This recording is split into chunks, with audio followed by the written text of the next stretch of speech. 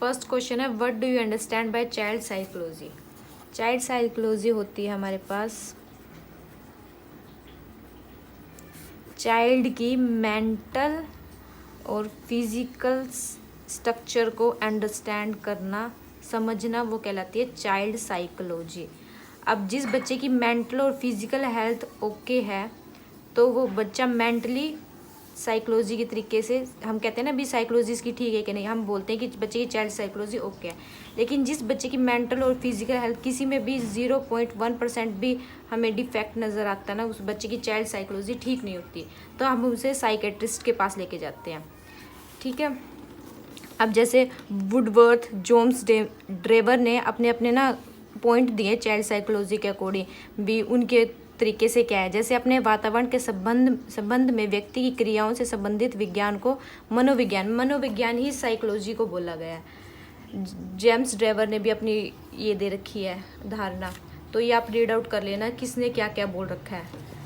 लेकिन आपको पता लगेगा इन दोनों की वजह से बच्चे की साइकोलॉजी रीड की जाती है, मेंटल और फिजिकल।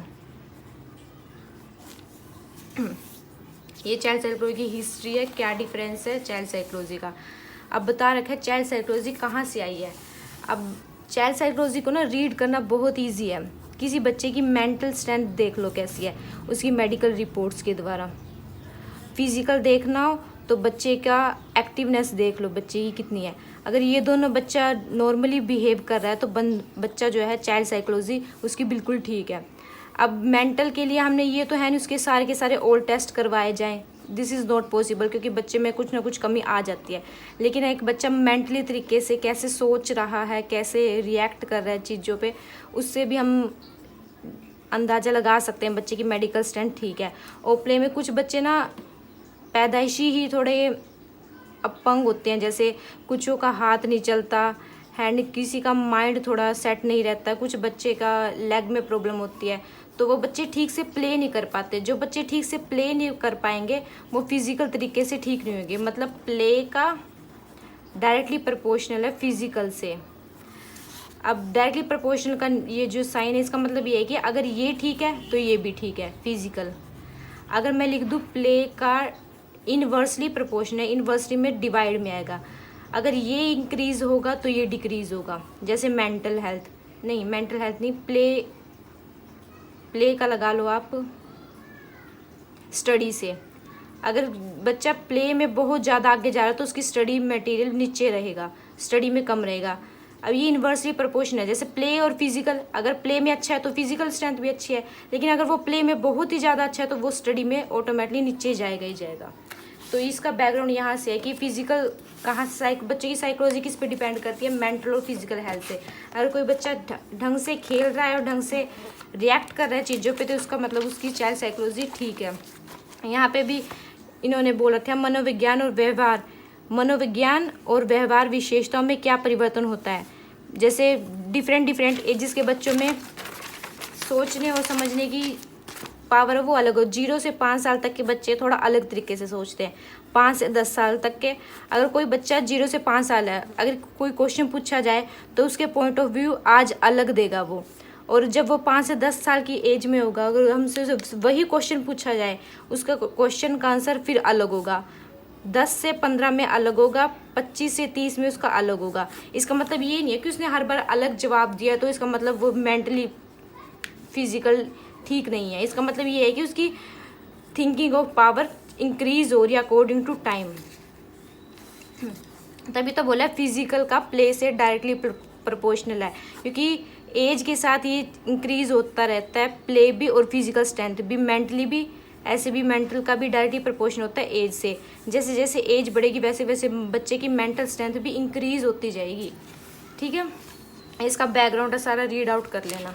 यही बात बताई गई है प्ले और एज में और मेंटल डिफरेंस में, मेंटल में। What are the different study method of studying child psychology. भी किन किन तरीक़ों से हम चाइल्ड साइकोलॉजी को रीड आउट कर सकते हैं। जैसे मैंने 2 तरीके बता दिए, मेंटल और फिजिकल हेल्थ। जैसे है मनोभौतिक विधि द्वारा मन तथा शरीर के संबंधों में। वही कह रहा है मन, बच्चे का मन और बच्चे के शरीर, इन दोनों के क्या डिफरेंस है इन दोनों में। मन में तो वो बच्चा कैसे सोच रहा है और शरीर में कैसे रिएक्ट कर रहा है चीज़ों के, अगर ये दोनों ठीक हैं तो हम लगा लेते हैं। एक तरीका ये हो गया। एक हो गया चिकित्सक विधि, हम उसके सारे के सारे टेस्ट करवाए जाए। थर्ड है नियंत्रण निरीक्षण विधि की, हम देखें बच्चे 0 से 5 साल तक के बच्चे को ऑब्जर्व करें कि वो कैसे रिएक्ट कर रहे हैं चीज़ों पे। नियंत्रण मतलब नियंत्रण कंट्रोल करना, हम 0 से 5 साल, फिर 5 से 10 साल तक के। हम इसमें क्या है, इसमें ये बहुत लंबा प्रोसेस है, इसमें टाइम कंज्यूमिंग है। एक उन्होंने मेथड बता रखा है किन किन तरीकों से हम बच्चों का पता लगा सकते हैं कि बच्चा फिजिकल और मेंटली ठीक है कि नहीं, उसकी चाइल्ड साइकोलॉजी ठीक है कि नहीं। सामुदायिक सर्वेक्षण भी बच्चा किस एनवायरनमेंट में रह रहा है। अब जैसे एक बच्चे को हम पागलों के बीच में छोड़ दें, मेंटल हॉस्पिटल में छोड़ दें, तो वो बच्चा अगर ठीक भी होगा ना तो उसकी मेंटलिटी इन बाकियों के साथ रहने वालों के साथ जैसी होगी। और अगर एक बच्चा हम छोड़ देते हैं बिल्कुल नॉर्मल एवरेज बच्चों के साथ, तो उसकी जो थिंकिंग होगी ना इन बच्चों जैसी होगी। तो मतलब सामुदायिक सर्वेक्षण भी एनवायरनमेंट का ना बच्चों पे बहुत असर पड़ता है। जैसा एनवायरनमेंट होगा वैसा बच्चे की मेंटल और फिजिकल हेल्थ होगी। अब ये जो बच्चा जो ठीक पैदा हुआ था, अगर हम इसे अपाहिजों के बीच में रखेंगे तो उन्हें देख देख के इसके मन में नेगेटिविटी आएगी और इसकी बॉडी भी वैसे ही रिएक्ट करने लग जाएगी अकॉर्डिंग टू एनवायरनमेंट। वही बोल रखा है सामुदायिक सर्वेक्षण। चेकलिस्ट होता है, जैसे ना इन्होंने ऑब्जर्वेशन करना है हर एक बच्चे का। जैसे 0 से 5 साल तक के इन्होंने 100 बच्चे ले लिए और 100 बच्चों का ना अलग अलग से एक बच्चों का एक अलग अलग करके इन्होंने चेक लिस्ट किया। भी इस बच्चे ने ऐसे रिएक्ट किया, सेम कंडीशन पे इस बच्चे ने ऐसे रिएक्ट किया, इस बच्चे ने ऐसे किया, इस बच्चे ने ऐसे किया। 4 5 सभी का 100 के 100 का ना ये चेक करेंगे, लिस्ट में नाम लिखेंगे भी हर बच्चे ने कैसे रिएक्ट किया। परिस्थिति सर्वे विश्लेषण, परिस्थिति मतलब कंडीशन, ये ना कंडीशन ऐसी क्रिएट करेंगे भी, मतलब ऐसे इन्वायरमेंट में भेज देंगे बच्चों को कि वहाँ पे देखेंगे कि बच्चा फिजिकल तरीके से कैसे सोच रहा है और मेंटली तरीके से कैसे सोच रहा है। भी कुछ बच्चे तो होंगे हम किसी कंडीशन में भेज देंगे, कुछ तो घबरा के वापस आ जाएंगे और कुछ उसको फेस करके काम करने लग जाएंगे आगे। तो हमने ऐसी कंडीशन क्रिएट करनी, मतलब परिस्थिति ऐसी हमने क्रिएट करी जिससे हमने चेक किया है बच्चे की फिजिकल और मेंटल हेल्थ दोनों ठीक भी है कि नहीं। सब में नेक्स्ट वन इज जुवेनाइल डेलिक्वेंसी। इसका मतलब होता है बाल अपराध। जब बच्चा सोचने समझने की क्षमता में हो जाता है कि हाँ उसे पता लग जाता है कि उसे क्या करना है क्या नहीं करना, लेकिन उसे ये नहीं पता कि ये करना गलत है या फिर ठीक है। उस एज में वो बच्चे को बस पता है कि मैंने ये काम करना है, लेकिन अगर वो बच्चा वो काम कानून के अपोजिट होता है तो उसे हम बोल देते हैं अपराध। क्योंकि ये एक अपराध एक बच्चा कर रहा है, क्योंकि बच्चे को ही नहीं पता होता ये ठीक है कि गलत, तो इससे हम इसे बोल देते हैं बाल अपराध। तो मतलब जब उसके सोचने समझने की शक्ति तो होती है उस बच्चे के अंदर कि हाँ ऐसे करने से ऐसे होता है, लेकिन उसे प्रॉपर नहीं पता कि ये कानून के अपोजिट, क्योंकि उसे कानून की पूरी नॉलेज नहीं होती, लॉस की पूरी अच्छी तरह नॉलेज नहीं होती, तो हम उसे बोल देते हैं बाल अपराध। जैसे 16, 18, 20, 14 इस एज में बच्चे को प्रॉपर नॉलेज नहीं होती लॉज की, तो इस एज में जो बच्चा काम करता है अपोजिट टू लॉज, तो हम उसे बोल देते हैं बाल अपराध। सिर्फ इस एज में, ना कि 30 या 40 की एज में अगर कोई मर्डर कर रहा है तो हम उसे बोल नहीं सकते कि हाँ ये बाल अपराध है, वो अपराध है, बाल अपराध नहीं है। अब जैसे अलग अलग साइंटिस्ट ने अपनी परिभाषा दिया बाल अपराध को लेके, जैसे उस बालों का अपराधी कहते हैं जिसकी समाज विरोधी प्रवृत्ति इतनी गंभीर हो जाती है। समाज विरोधी मतलब कि जो बच्चा समाज से कट्टर हो जाता है, इतनी गंभीर हो जाती है, उसके प्रति सरकारी कार्रवाई आवश्यक हो जाती है। जैसे हर बार उसको रूल ब्रेक करना, क्योंकि अब 13-14 साल के बच्चे, 15-16 साल के बच्चे बाइक चलाने लग जाते हैं, लेकिन अब वो बाइक चला रहा है लेकिन उसको रूल्स नहीं पता सारे के, हर बार वो रूल ब्रेक कर रहा है, हर बार वो, तो उसकी प्रवृत्ति बन गई है, तो जो वो कार्य कर रहा है अब उसे क्या बोलेंगे हम, बाल अपराध कर रहा है वो। जैसे न्यूमेर ने अपनी अलग दिया परिभाषा बाल अपराध को लेके। क्यों होते हैं बाल अपराध? एक होता है वंशानुक्रय कारण, जैसे हेरिडिटी फैक्टर बोल देते हैं जिससे हम, जैसे पेरेंट्स क्या थे, पेरेंट्स ने चोरी की और बच्चे ने देखा तो बच्चे भी चोरी पे लग गए, क्योंकि जैसा बच्चा देखेगा वैसे रिएक्ट करेगा। उसे बोलते हैं जैसे पेरेंट्स भी चोर थे तो बच्चा भी चोर बनेगा। जैसे बोलते हैं ना कुम्हार का बच्चा कुम्हार, डॉक्टर का बच्चा डॉक्टर, तो उसे बोलते हैं वंशाणु के कारण। एक होता है शारीरिक कारण। अब जैसे शारीरिक कारण में कोई बच्चा क्या होता है, विकलांग होता है, और विकलांग है कोई बच्चा और दूसरे बच्चे वो उन बच्चों के बीच में रहता है जहाँ पे और जो बाकी बच्चे हैं ना वो ठीक हैं, तो ये बच्चे इस बच्चे को खिलाएंगे नहीं अपने साथ, वो बोलेंगे हम नहीं खिलाते क्योंकि तू ठीक से भाग नहीं पाता। तो ये बच्चा अलग बैठा रहेगा, अलग बैठेगा, इसके मन में दुख आएगा, तो ये गलत कामों की तरफ भागेगा बच्चा, गलत कामों की तरफ, नशे की तरफ भागेगा। तो क्योंकि इन बच्चों से जो नॉर्मल एवरेज बच्चे थे इनसे ये कट चुका है, तो अब ये गलत रास्ते पे जाएगा, चोरी करेगा, डकैती करेगा। तो बोलते हैं कि इसकी शरीर में कमी होने की वजह से ये बच्चा अपराध की तरफ चला गया। एक होता है सामाजिक कारण। सामाजिक कारण में भी हम वही क्रिएट कर लेते हैं, जैसे समाज में इतने सारे क्राइम्स हो रहे हैं तो बच्चा देखेगा, उसको देख तो लिया उस बच्चे ने, लेकिन उसको पता नहीं लगा कि इस क्राइम का नतीजा क्या निकला, एज ए रिजल्ट हुआ क्या। बस उसने ये देखा उस आदमी ने उसका मर्डर कर दिया, उस औरत ने चोरी कर ली, उस बच्चे ने नशा कर लिया, उसको इसके रिजल्ट नहीं पता। उसने एनवायरनमेंट में देखा और वो भी इसी चीज़ों में लग गया। उसे ये नहीं पता ये सब करने से क्या होगा, क्योंकि इसे सिखाया ही नहीं गया कि इन सब चीज़ों का रिजल्ट क्या होगा। बस उसने देखा और कर लिया, उसे बोलते हैं सामाजिक कारण। आगे है आर्थिक कारण। आर्थिक कारण जैसे घर में पैसों की दिक्कत है, पैसे नहीं है घर में, तो वो बच्चे को क्या है, उसे कमाना तो आता नहीं, तो उसने क्या करना, चोरी करना शुरू कर दिया, उसने डकैती कर ली, उसने मर्डर कर दिया। घर में पैसे नहीं कि एक टाइम के खाने के लिए उसने चोरी करनी पड़ी। अगर चोरी की तरफ चला गया, पैर रख दिया इस फील्ड में, तो फिर वो आगे आगे आगे आगे मर्डर तक करने लग जाता है। उसे बोलते हैं आर्थिक कारण। एक होता है मनोवैज्ञानिक कारण। मनोवैज्ञानिक कारण में क्या है कि हम बोलते हैं ना, उसे मेंटली टॉर्चर कर देते हैं बच्चे को। वो इतने क्राइम देख रहा है बच्चा, इतने क्राइम देख रहा है कि अब उसका माइंड ना मेंटली टॉर्चर हो चुका है। वो पूरी तरह से, उसे बस यही पता है कि ना तो उसकी मेंटल हेल्थ ठीक, ना उसकी फिजिकल, वो समझ ही नहीं पा रहा क्या करना है क्या नहीं। बस वो साइकोलॉजी तरीके से ना बिल्कुल ही अपराध की तरफ चला गया। उसे बोलते हैं मनोवैज्ञानिक कारण। जैसे बता रखा वंशाणु कारण कौन सा था, शारीरिक कौन से। सामाजिक कारण में 2 कारण आएंगे। एक तो टूटा परिवार में जैसे मम्मी अलग है, पापा अलग है। अब वो बच्चा ना दुखी हो गया, ये जो बीच वाला बच्चा है ना, ये दुखी हो गया, मम्मी पापा अलग क्यों है, तो वो अपने स्ट्रेस में चला गया। स्ट्रेस से बचने के लिए वो फिर नेगेटिविटी की तरफ भागेगा, नेगेटिविटी से क्राइम की तरफ लेके जाएगी। पारिवारिक कारण में आएगा अशिक्षित माता पिता। अब ये पेरेंट अगर शिक्षित होते, इनमें शिक्षा की कमी है, तभी इन्होंने अपने बच्चे की तरफ ध्यान नहीं दिया, और बच्चे पे ध्यान नहीं दिया, उन्हें पता ही नहीं बच्चा नेगेटिव हो रहा है, पॉजिटिव है, क्राइम की तरफ गया। उन्हें बच्चों जो पेरेंट्स अनपढ़ होते हैं ना, वो अपने बच्चों की तरफ पूरा प्रॉपर ध्यान नहीं दे पाते। अब अशिक्षित माता पिता की वजह से बच्चा क्राइम की तरफ चला गया। माता पिता का तिरस्कार। अब बच्चे को हर बात पर डांटा जा रहा है, पीटा जा रहा है, हर बात पे उसकी नेगेटिविटी दिखाई जा रही है माता पिता के द्वारा। तो बच्चा ना, जब भी बच्चा दुखी होगा ना, तो वो नेगेटिविटी की तरफ भागेगा। जब भी बच्चा सैड होगा, वो नेगेटिविटी की तरफ भागेगा, क्योंकि इसको पता ही नहीं है नेगेटिव और पॉजिटिव का, उसको पता ही नहीं है क्राइम का, इसको अच्छे बुरे का पता ही नहीं है। तो वो बच्चा क्या करेगा, नेगेटिविटी की तरफ भागेगा।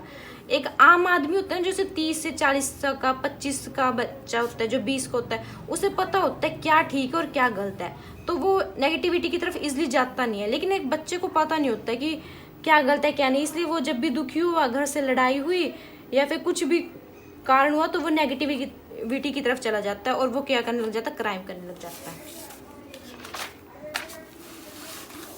परिवार के कुछ बाहरी कारण, ये भी सेम है।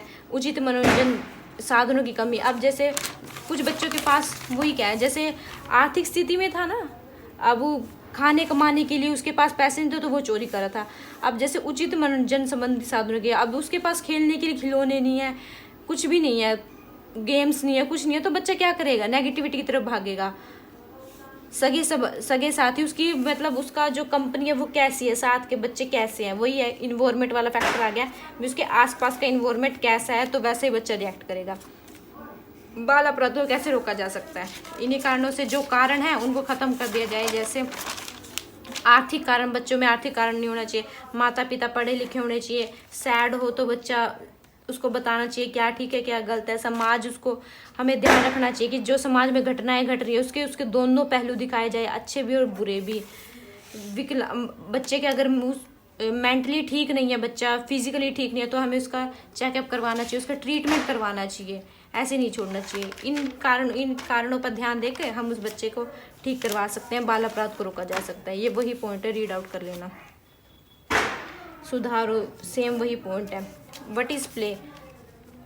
आपका प्ले का मतलब आप सब लोग जानते ही हैं, खेल। जो बच्चे नॉर्मली खेलते हैं उसे बोलते हैं खेल। जैसे बोल रखा है सार्वभौमिक क्रिया है, मतलब नेचुरल प्रोसेस। हर एक बच्चा खेलता है अपने बचपने में। जैसे जब से व्यक्ति के 80 तत्व के बारे में पता चल रहा है, तब से हमें खेलों के बारे में पता चला है। अब जो खेल होते हैं ना, वो 2 टाइप्स के होते हैं। एक तो होता है सक्रिय खेल, एक होता है अस्क्रिय खेल। अब मैं आपको ये सक्रिय में कंफ्यूजन हो गई, इसलिए मैं बोलती हूँ, जिसे बोल देते हैं हम एक्टिव। मैं बोल रही हूँ, ये कहीं लिखा नहीं हुआ है, लेकिन ये होता है सिटिंग। जो बच्चा बैठ के गेम खेल लेगा, बच्चा नहीं, जो खेल बैठ के खेले जाएंगे, जैसे लूडो, कैरम, ये जैसे खेल होंगे, वीडियो गेम, ये खेल होते हैं अस्क्रिय खेल, क्योंकि ना हम बैठ के खेलते हैं, सीटिंग है।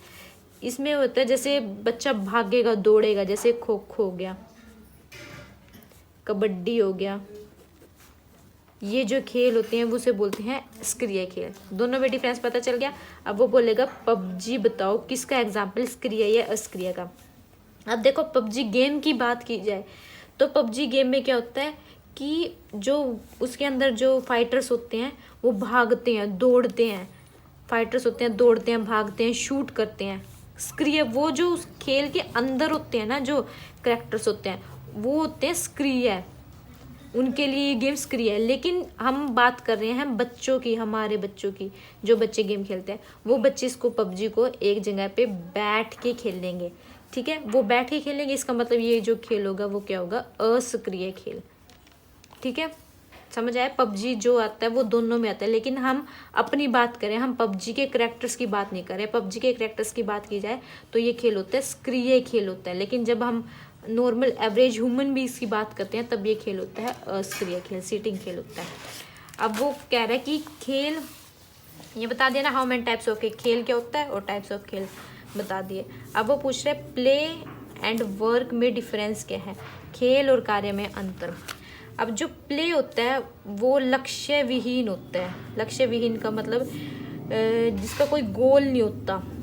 हम खेलते हैं, बस खेल लिए, लेकिन अगर हम कुछ काम कर रहे हैं तो उसका एक क्या होता है, एक लक्ष्य होता है कि हम क्यों करते हैं काम। अब मुझे होमवर्क मिला है, उसका एक लक्ष्य है ना, क्यों, क्योंकि ताकि मुझे पिटाई ना हो स्कूल में जाके, मुझे पनिशमेंट ना मिले। इसका गोल होता है, इसका गोल नहीं होता, इसका गोल नहीं होता, इसका गोल होता है। खेल एक, इसमें क्या होता है, बच्चे को खेल के क्या होती है, एनर्जी मिलती है। इसमें बच्चा बैठा बैठा क्या हो जाएगा, बोर हो जाएगा। इसमें जो है रिजल्ट की हमें कोई दिक्कत नहीं होती, जीतेंगे हारेंगे कोई दिक्कत नहीं है, हम ऐसे खेलते हैं, बस मज़े के लिए खेलते हैं। लेकिन वर्क में हमें क्या होता है, रिजल्ट चाहिए ही चाहिए, काम हुआ या नहीं हुआ ये फ़र्क पड़ता है, इसमें रिजल्ट का फ़र्क पड़ता है। काम होना ही चाहिए, इसमें रिजल्ट का फ़र्क पड़ता है, इसमें कोई रिजल्ट का फ़र्क नहीं पड़ता। खेल को बार बार खेलने से हम क्या होंगे, एनर्जी आएगी हमारे अंदर, और एनर्जी आएगी और निरस्ता जो हमारी है ना वो चली जाएगी। अधिक बार खेलने पर निरस्ता प्रदान करते हैं। कार्य को करने से हम क्या हो जाते हैं, बोर हो जाते हैं और मन भी नहीं करता, हम वेल भी नहीं रहते, बार बार को काम करते रहते हैं, काम थकान हो जाती है, हम टायर्ड हो जाते हैं। लेकिन प्ले को बार बार करने से, हम खेल खेलने से हमें अंदर एक्टिवनेस आएगी, एनर्जी आएगी, अच्छा लगेगा। ठीक है, ये 5 पॉइंट है, 5 रीड आउट कर लेना। खेल को हम क्या करते हैं, फ्रीडमली खेलते हैं, कोई दिक्कत नहीं, हम इजीली। लेकिन वर्क को हम क्या करते हैं, हम बर्डन की तरह लेते हैं वर्क को। ठीक है,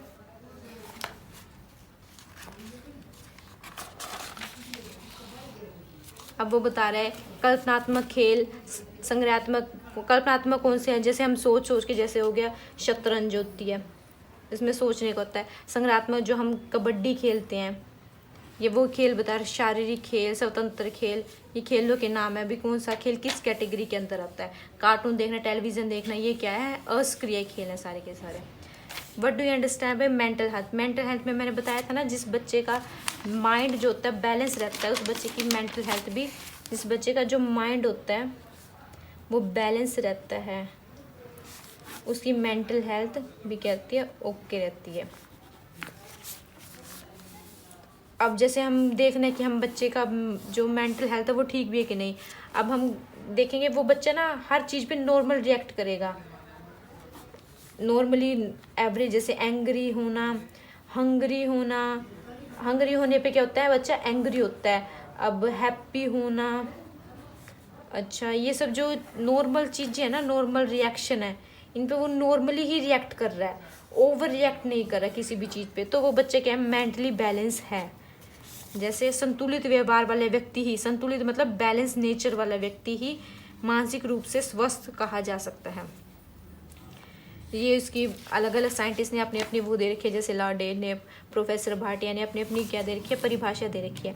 अपने स्वास्थ्य में अधिक संतोष प्राप्त करते हैं, जैसे क्या क्या लक्षण है, कौन हम कह सकते हैं, किसको बोल सकते हैं कि वो मेंटली ठीक है कि नहीं। ऐसे व्यक्ति किसी कार्य के प्रति शीघ्र निर्णय ले लेते हैं, मतलब उन्हें पता है कि खाना खाया, हाँ खा लिया, हाँ ना। अब किसी से पूछा खाना खाया, वो सोच में डूब गया, तो वो बच्चा मेंटली ठीक नहीं है। सहनशील होता है, नॉर्मल हर चीज़ पे, ये नहीं है कि हर बड़ी से बड़ी चीज़ों को भी सहन कर लेगा, इसलिए नॉर्मल रिएक्ट करना, बिल्कुल नॉर्मल। गुस्सा आने पर गुस्सा करना, हंगरी होने पर हंगरी शो करना, नॉर्मल रिएक्ट करने वाला व्यक्ति ही मेंटली ठीक होता है। अब किसी को इतना मारा जा रहा है, इतना मारा जा रहा है, लेकिन वो सहन कर रहा है, वो नॉर्मल नहीं है, वो अब नॉर्मल है, तो वो मेंटली ठीक नहीं है। आकांक्षाएं उच्च स्तर की होती है नॉर्मल व्यक्ति की, क्योंकि आकांक्षाएं उच्च स्तर की क्यों कहा गया है, क्योंकि अगर व्यक्ति बच्चा नॉर्मल है तो उसके सपने भी अच्छे होंगे, बड़े सपने देखेगा, उसकी बड़ी डिज़ायर्स होंगी, इच्छाएं बड़ी बड़ी होंगी, देखेगा। लेकिन अब बच्चा मेंटली ही ठीक नहीं है, वो क्या सपने देखेगा, उसके मेंटली ठीक ही नहीं है। तो इसलिए कहा जाता है कि आकांक्षाएं जिस बच्चे की ठीक होती हैं, बड़ी होती हैं, तो हम बोल जाते हैं कि, हम कहते हैं ना कि बड़े बड़े सपने देख रही है, ये पागल है, वो पागल है, वो नॉर्मल है बच्चा। जो बच्चा सपने ही नहीं देख रहा हो, उसे पता ही नहीं क्या कुछ है, तो वो बच्चा अब नॉर्मल है, उसे बोल जाते हैं उसकी मेंटल हेल्थ ठीक नहीं है। अब वो क्या कह रहे हैं, what are the relation of education और मेंटल हेल्थ। एक चीज़ देखो, अब जैसे मैंने लिख दिया यहाँ पे, ये निशान होता है, अगर मैं यहाँ पे लिखूँ एक और यहाँ पे लिखा मैंने एक, ये जो निशान है बराबर बराबर, तो इसका मतलब होता है डायरेक्टली प्रोपोर्शनल। अब मैंने लिख दिया, इसका मतलब है अगर ये बढ़ेगा तो ये भी बढ़ेगा। अगर मैंने इसमें +1 कर दिया ना, तो इसका मतलब समझ जाना कि यहाँ पे भी +1 हो गया। इस डायरेक्ट मतलब डायरेक्ट है ये। अगर मैं यहाँ पे लिख देती हूँ 1 + 1 + 1 और यहाँ पे लिख दिया मैंने 2। अब अपने आप सोच लेना, यहाँ पे 3 है तो यहाँ पे +1 भी है। इस डायरेक्टली प्रोपोर्शन का मतलब ये है कि अगर ये बढ़ेगा ना तो यहाँ पे बढ़ाने की जरूरत नहीं है, इसका मतलब ऑटोमेटिकली ये भी बढ़ चुका है, ये दोनों सेम है। अगर मैंने यहाँ पे लिख दिया 1 इनवर्सली, इनवर्स होता है 1/1, इसका मतलब पता है कि अब ये मैंने 1 डिवाइड में लगा दिया इसके, ये होता है इनवर्सली प्रोपोर्शनल। इसका मतलब पता है क्या है, अगर इसमें 1 बढ़ेगा ना, मैं 1 बढ़ाऊंगी तो इसका मतलब इसमें से 1 घटेगा। अगर यहाँ पे 8 है और मैंने यहाँ पे कर दिया -5 कर दिया, इसका मतलब ये घट गया तो यहाँ पे +5 होगा, बढ़ेगा। अब किसी बच्चे की मेंटल हेल्थ की बात करें हम, और एजुकेशन, अगर बच्चे की मेंटल हेल्थ ठीक है, इसका मतलब ठीक है, मतलब बढ़ रही है, ठीक है ये, तो उसकी एजुकेशन भी ठीक होगी, है ना, क्योंकि ये डायरेक्टली प्रोपोर्शनल है। अगर मैं लिख दूँ mental health inversely proportional to education, अगर बच्चा मेंटली रूप से ठीक है लेकिन एजुकेशन में ख़राब है, ऐसे तो हो नहीं सकता ना कि उसको पता ही नहीं लग रहा। एक बच्चा होता है वीक, वो अलग मैटर होता है कि हाँ बच्चा वीक है, कमज़ोर है पढ़ने में, उसका मेंटली चीज़ों से कोई तरीका नहीं। लेकिन एक होता है मेंटल, बच्चा मेंटली हेल्थ भी ठीक है, उसे पता है कि हाँ मम्मी है, ये पापा है, ये 1 है, ये 3 है, उसे पता है सब कुछ, उसको नॉलेज है इन सब चीज़ों की। वो बच्चा वीक हो सकता है लेकिन वो बच्चा मेंटली नहीं हो सकता। लेकिन कुछ बच्चे होते हैं उसको पता ही नहीं कब रोना है, कब हंसना है, कब भूख लगनी है, उसको ये सब पता ही नहीं, तो वो बच्चा एजुकेशन कैसे कर लेगा। तो जिस बच्चे की मेंटली हेल्थ ठीक होगी ना, तो वो बच्चा एजुकेशन में भी ठीक होगा। तो ये हम ऐसे नहीं बोल सकते, मेंटल को डायरेक्टली प्रोपोर्शनल है एजुकेशन से। जो बच्चा मेंटली रूप से ठीक है ना, वो पढ़ लेगा, आज नहीं तो कल एजुकेशन में भी ठीक होगा वो। हम ये नहीं बोल सकते कि जो बच्चा पढ़ाई में वीक है वो मेंटली रूप से उसका दिमाग ख़राब है, नहीं, वो बच्चा पढ़ाई में ही वीक है सिर्फ, और चीज़ों में तो वो टॉप होता है। तो अगर वो पूछे कि मेंटल हेल्थ और एजुकेशन में कौन सा रिश्ता है, कौन सा रिलेशन है, तो हम बोलेंगे डायरेक्टली प्रोपोर्शनल। अगर ये ठीक है तो एजुकेशन भी ठीक है, इन दोनों में ये रिलेशन है। बस ये बता रखा है, सारा रीड आउट कर लेना।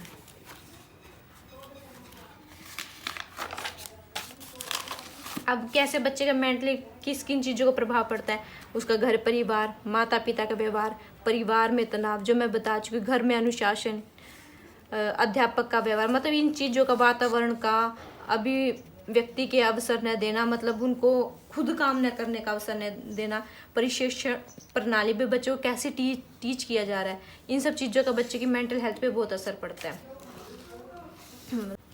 What is the importance of games in child life, बच्चे की लाइफ में, चाइल्ड के उसमें गेम्स का क्या इफेक्ट पड़ता है, बच्चों के ऊपर स्टडी और एजुकेशन और स्कूल का क्या इफेक्ट पड़ता है।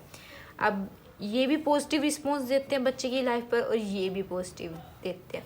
ये बच्चे का करैक्टर बिल्ड करते हैं, ये बच्चे की गुड हैबिट्स, समाज में कैसे रहना, वो बिल्ड करते हैं। अब जैसे क्रियात्मक विकास, बच्चा खेलेगा, भागेगा, पकड़ना सीखेगा, भागना सीखेगा तो उसकी क्रियाओं का विकास होगा, उसके हाथ पैर ज़्यादा खुलेंगे तो क्रियात्मक विकास हो गया। भाषा का विकास, जब बच्चे को बोलना भी नहीं आ रहा था तो वो कहेगा, बोलेगा पकड़ मुझे, भाग, आजा, भाग, पकड़, ये सब उससे भाषा का विकास करना सीख जाता है। इन सब खेलों की वजह से बच्चा अपनी आप की भाषा का डेवलप कर लेता है, सीख जाता है बच्चा भाषा का विकास। मम्मी पापा बाद में बोलता है, वो पकड़, आजा, ये सब खेल में सिखाया जाता है और ये सब जल्दी सीख जाता है बच्चा। संवेग करे रेचर, अब जैसे बच्चे ने समाज में अब खेलेगा बच्चा तो और बच्चों के साथ अटैच होगा, उसे पता चल गया कि मुझे बॉन्डिंग बनानी है, समाज में रहना है तो मुझे इन लोगों से मेल मिलाप बनाना पड़ेगा। अब जब वो फर्स्ट क्लास में, नर्सरी क्लास में जाएगा ना, स्कूल में, तो हमें बोलना नहीं पड़ेगा बच्चे जाओ अपने फ्रेंड बनाओ, स्कूल में बोलना नहीं पड़ेगा फ्रेंड बनाओ, वो ऑटोमेटिकली बना लेगा। क्योंकि जब वो 1.5-2 साल का था ना, उसने गली से सीख लिया था खेल खेल के बच्चों के साथ कि मुझे खेलना है तो इनके साथ रहना पड़ेगा। अगर पढ़ाई करनी है तो और बच्चों के साथ जुड़ना पड़ेगा। तो वो कर रहा है संवेगों का रेचन, स्वयं का विकास, इन सब चीज़ों से स्वयं का विकास हो रहा है। रचनात्मक प्रवृत्तियों का विकास, अब खेल बालकों में रचनात्मक प्रवृत्ति उत्पन्न करता है। जैसे अब वो नापना सीख जाएगा बच्चा, कंचे खेलते खेलते, लूडो खेलते खेलते उसका माइंड लगाना सीख जाएगा, शतरंज खेलते खेलते वो डिफरेंट वे से वर्क करना सीख जाएगा, भी इस वे से ऐसे होता है काम, इस वे से ऐसे होता है, तो मतलब शतरंज से वो चालों का सीख जाता है बच्चा वहीं से।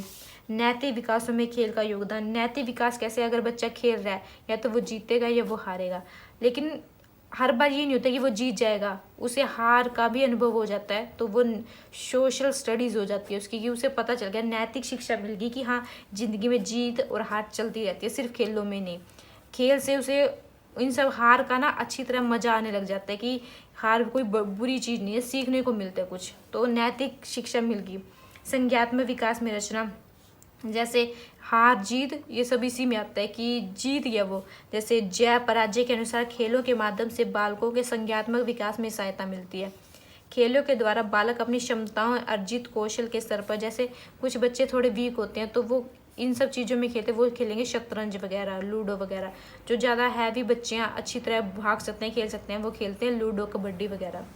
शारीरिक विकास तो पता चल गया होगा, क्रियात्मक में शारीरिक आता है। ये तो हो गया भी बच्चे के लिए गेम्स और प्ले का क्या रोल है। अब जैसे गेम्स का बच्चों पे क्या इफेक्ट पड़ा, अब नेक्स्ट वन है कि एजुकेशन का बच्चे पे क्या इफेक्ट पड़ता है, बच्चे के कैरेक्टर या फिर स्कूल का बच्चों में क्या इफेक्ट पड़ता है। जैसे अगर बच्चे का चरित्र निर्माण करवाना है, चरित्र निर्माण, तो हमें कहते हैं कि एजुकेशन इज़ नेसेसरी या फिर स्कूलिंग इज़ नेसेसरी। अब देखो बच्चे को स्कूल में क्यों भेजा जाता है, गुड हैबिट्स तो ना वो एनवायरनमेंट से सीख लेता है। एनवायरनमेंट में कौन आ गया, उसके पेरेंट्स आ गए, समाज आ गया, सोशल आ गया, मतलब इन सब चीज़ों से गुड हैबिट्स सीख लेता है। लेकिन वो शिक्षा होते हैं ना, एजुकेशन, वो कहीं और से नहीं सीख पाता, वो स्कूल से ही सीख पाता है। अब वो बच्चे को एजुकेशन देनी ही क्यों है, क्यों देनी है, ताकि एक बच्चे का स्टैंड हो और मनी हो। स्टैंड में हम बोल देते हैं इज्जत हो। अब जब इन दोनों चीज़ों के लिए उन्हें स्कूल में भेजा जाता है, अब बच्चे के पास क्या आ गई, एजुकेशन आ चुकी है, एजुकेशन आ गया मतलब उसके पास ज्ञान आ गया। अब ज्ञान आ गया तो वो क्या करेगा, ज्ञान को बांटेगा। ज्ञान को बांटेगा, ज्ञान को बांटेगा, ज्ञान तो है लेकिन उसे बांटना नहीं आ रहा। बांटेगा कैसे, उसने गुड हैबिट्स तो कहाँ से सीख ली थी, अपने पेरेंट्स से, समाज से सीख ली थी। अब ज्ञान को वो बांट रहा है, ज्ञान आ भी गया, बांट भी दिया उसने, तो वो उसका क्या हो गया, अब गुड कैरेक्टर के लिए ना गुड वे ऑफ टॉकिंग और एजुकेशन, ये दो नेसेसरी होती हैं। गुड वे ऑफ टॉकिंग उसने कहाँ से सीख ली, एनवायरनमेंट से। एजुकेशन कहाँ से सीख ली उसने, स्कूल से। तो अब वो ना क्या हो गया, अब वो जब उसके पास ज्ञान है तो वो 4 लोगों में ज्ञान को क्या करेगा, बांटेगा। जब वो 4 लोगों में ज्ञान को बांटेगा तो उसमें समाज में क्या उसकी होगी, इज्जत। अब जब वो इज्जत है तो एजुकेशन के साथ मनी, एजुकेशन और मनी का डायरेक्टली रिलेशन होता है। जिसके पास एजुकेशन है उसके पास मनी भी है, जिसके पास एजुकेशन नहीं है आज के टाइम उसके पास मनी नहीं है, इन दोनों का डायरेक्टली रिलेशन होता है। तो वो कह रहे हैं कि अगर जिस बंदे के पास एजुकेशन है उसके पास मनी है, जिसके पास मनी है उसका समाज में स्टैंड है, जिसका स्टैंड है तो हम बोल देते हैं कि ये क्या है, इसका करेक्टर गुड है, गुड करेक्टर। तो स्कूल जो है ना वो बहुत बड़ा रोल प्ले करता है किसमें, बिल्डिंग करेक्टर में, एजुकेशन में। एजुकेशन लगा लो यहाँ पे या फिर स्कूल लगा लो। यहाँ पे पीछे स्कूल दे रखा है, स्कूल, और यहाँ पे दे रखा है एजुकेशन। वही कह रहा है इसने, स्थायी भावों का विकास होता है, अह का निर्माण होता है। क्योंकि जब इज्जत होती है ना समाज, जब मनी और स्टैंड दोनों हो जाती है तब अह का निर्माण होता है, जिसे बोलते हैं हम घमंड बोलते हैं जिसे, वो अह का निर्माण होता है। तब जब स्कूलिंग हो जाती है कंप्लीट तो इन सब चीज़ों के आने के बाद तो अह का निर्माण होता है। तो वही कह रहे हैं कि इसमें एजुकेशन का बहुत बड़ा विटल रोल प्ले करता है चाइल्ड के उसमें डेवलपमेंट में। मेन इंटरेस्ट ऑफ चाइल्ड, बचपन के क्या क्या इंटरेस्ट हो सकते हैं, शरीर में रुचि। अब जब बच्चा है 6 महीने का तब वो पूछ रहा है चाइल्डहुड में क्या क्या इंटरेस्ट होता है। शरीर में रुचि, 6 माह तक शरीर मतलब पता क्या करेगा बच्चा, 6 महीने उसका हम नहीं सिखाते उसे चलना, बैठना, उठना, गाना, सोना, ये वो बच्चा खुद करता है। वो सबसे पहले अपने शरीर में इंटरेस्ट लेता है बच्चा, तो वो क्या करेगा, बैठना सीखेगा, उठना सीखेगा, चलना सीखेगा। ये उसका इंटरेस्ट है बच्चे का, हर बच्चे का इंटरेस्ट होता है। हम नहीं सिखाते उसे बैठना, वो खुद सीखता है। तो 6 महीने के बच्चे में क्या होता है, शरीर, सबसे पहले बच्चा किस में इंटरेस्ट लेता है, शरीर में इंटरेस्ट लेता है। फिर बच्चा क्या लेता है, ये सीख गया, फिर वो क्या लेगा, नामों में इंटरेस्ट लेगा। नाम वो पूछेगा ये क्या है, ये क्या है, ये क्या है, हर चीज़ में वो ये पूछेगा ये क्या है। हम उसे बताएंगे ये चम्मच है, ये गिलास है, ये तन्नू है। अच्छा, तो नामों में इंटरेस्ट लेगा वो सबसे पहले बच्चा, ठीक है। अब नामों में इंटरेस्ट लेगा, उसे नहीं पता कि मैंने उसका नाम क्या रखा है, उसे नहीं पता कि हमने उसे, हम क्या कहें, बार बार उस बच्चे को ना उस नाम से बुलाएंगे। तो जैसे मैंने राविश नाम रख दिया किसी बच्चे का, उसे नहीं पता बच्चे को कि उसका नाम राविश है, लेकिन मैं उसको बार बार ना राविश राविश राविश राविश, इधर आ, इधर आ, इधर आ, उधर जा, ये सब उसने सबसे पहले सीख लिया था। आ का मतलब उसे पता चल गया, अब इसे बार बार इसी नाम से बुलाया जा रहा है तो उसको पता लग जाएगा कि ये मेरा नाम है राविश। तो वो उसके बाद वो क्या इसमें लेता है, नामों में इंटरेस्ट लेता है, आसपास के नामों में और अपने नाम में। फिर उसके बाद जब बच्चा यहाँ तक, जब नाम का उसे पता चलता है, वो 1 या से 2 साल का हो जाता है, 2 से 3 लगा लो। उसके बाद वो धर्म में इंटरेस्ट लेता है। वो छोटा सा बच्चा होगा, छोटे बच्चों का इंटरेस्ट होगा, वो अपने मम्मी पापा को क्या करते देखेगा, पूजा करता देखेगा। फिर वो कहेगा मैं भी जोत लगाऊंगा, मैं भी हाथ जोड़ूंगा, वो हाथ जोड़ना लग जाता है, वो जय करना सीख जाता है। उसके बाद बच्चा धर्म में इंटरेस्ट लेता है, वो सब चीज़ें, किताबें पढ़ने का शौक रखता है, वो बच्चा धर्म में इंटरेस्ट लेता है 3rd 1 में। बस उसके बाद बच्चा धीरे धीरे जब धर्म में इंटरेस्ट लेता है वो 6 से 7 साल का हो जाता है धीरे धीरे। फिर उसके बाद वो बाकी पढ़ना, लिखना, खेलना, इन सब चीज़ में इंटरेस्ट नहीं लेता। इन सब चीज़ों में हम इंटरेस्ट बनाते हैं। इसके बाद 6 से 7 साल के बाद हम स्टडी में, चाहे सिंगिंग में, चाहे डांस में, चाहे, लेकिन ये बच्चा खुद करता है ये सब चीज़ें। उसके बाद की चीज़ें हम उसे उसका इंटरेस्ट बनाते हैं बाकी चीज़ों में। शारीरिक शिक्षा में जैसे गुड हैबिट्स हमने सिखा दिया उसको बचपन में ही। 1 से 6 साल तक के जो आदतें होती हैं ना वो पेरेंट्स और एनवायरनमेंट सिखाता है। जैसे गुड हैबिट, जैसे गुड हैबिट, जितनी भी गुड हैबिट होती हैं बच्चे की, नहाना, धोना, हैंड वॉश करना, ये सब गुड हैबिट, शारीरिक शिक्षा हम उसे बचपन में सिखा देते हैं। क्या क्षेत्र होते हैं शारीरिक शिक्षा के? कुछ शारीरिक शिक्षाएं मोस्टली तो 90% यहीं पे सीख जाते हैं 1 से 6 साल के, लेकिन कुछ रह जाती हैं 1-2%, वो उसे स्कूल पूरी करवा देते हैं। कार्यक्रम ये सब उसी में आएंगे।